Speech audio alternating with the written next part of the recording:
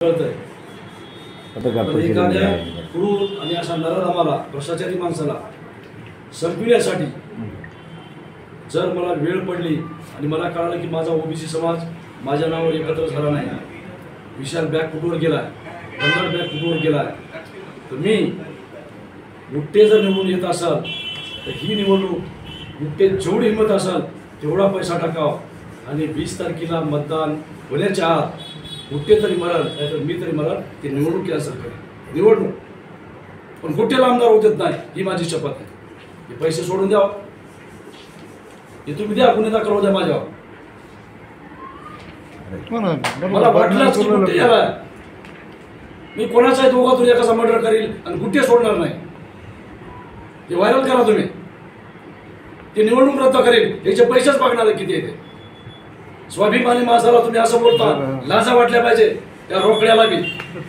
फुकट बदनाम करायचं नाही, फुकट बदनाम पैसे दिले हे दिले. अरे मतं घ्या, मतं घ्या, लोकांना बनवा, तयार करा. 1.5 कोटी घेऊन गेलो, 2 कोटी घेऊन गेलो,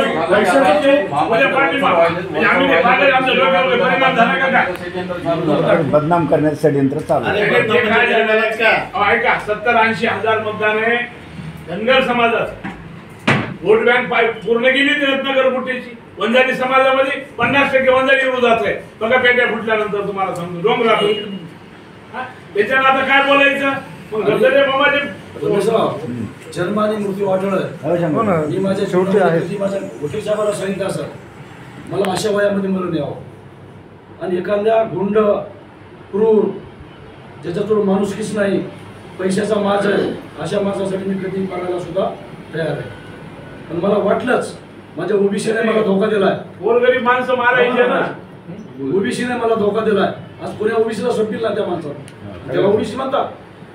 रबदडे मामा मडसगाव मध्ये उभा टाकला, राम नटके जिल्हा परिषदला उभा टाकला. 2014ला इमानी इतबारी आम्ही खांद्याला खांदा देऊन काम केलं. स्वतःच्या भावानं त्या अंकुशनं त्याला पाडलं चुकीच्या नियोजनामुळे. तो पडला थोड्याशा मतानं आणि त्या ठिकाणी राम नटकेला काढून त्या प्रल्हाद मुरगुडेला पाठीमध्ये म्हणून त्याला हिरवणी केली आणि पैसे देऊन त्याला मला पाडण्याचं काम केलं. मी काय पाप केलं? मी काय त्याच्या विरोधात बोलू नाही?